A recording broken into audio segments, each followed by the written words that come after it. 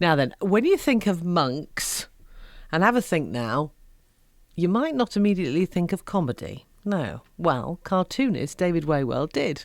After he'd done a PhD in 19th century literature and worked as a writer for national newspapers and magazines, he's behind the new book, The Secret Lives of Monks. And I'm very pleased to say that he joins me tonight. Evening, David. Good evening. So firstly, why monks?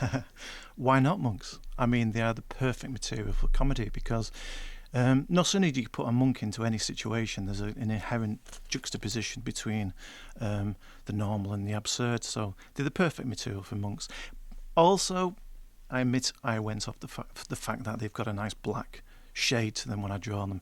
And I was inspired by Ronald Searle, who did the St. Trinian's books. Oh, yes. He used to draw these wonderful little characters with these black dresses.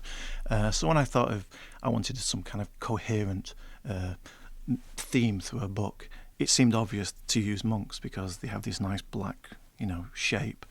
And it was just a nice vehicle for all the surreal things I think about in my everyday life. Well, it is quite surreal, and I particularly like your press release actually because it's in the form of a cartoon. It is, yes. And the payoff is they're silly, surreal, and laugh out loud funny. They also answer the big questions of life that will appeal to atheists, agnostics, and even a few believers. Because there are some quite naughty cartoons in here, and some people might find them a little bit naughty.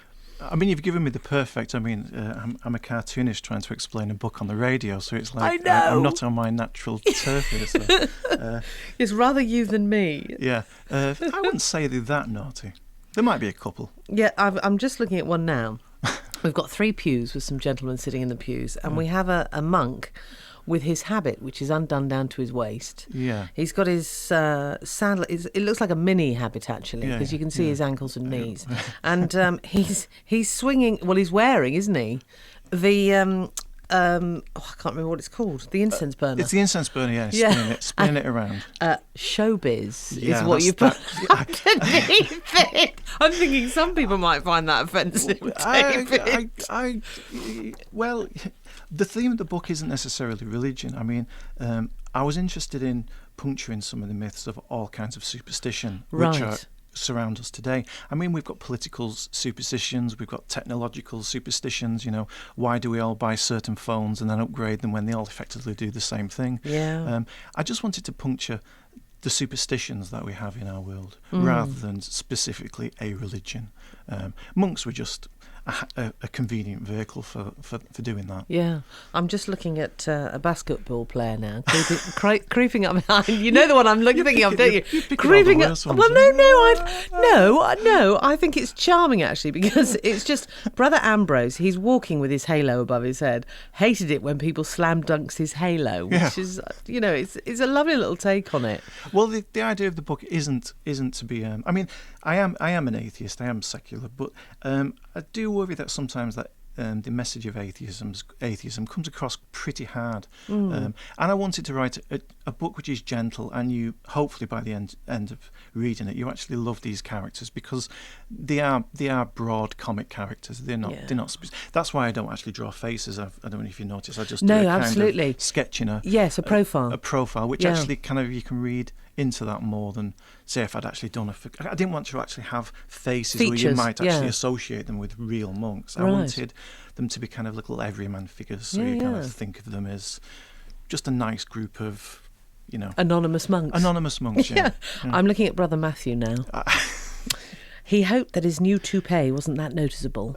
Bless him. It's on the top of his habit. It is. There are some very quirky little things in here. How long did it take you to get it all together? Because it's not just the pictures, it's the phraseology, isn't it? It's the joke of them. I originally was a writer. I am a writer. My first book was a book of spoof letters it was a crazy little book I wrote a few years ago.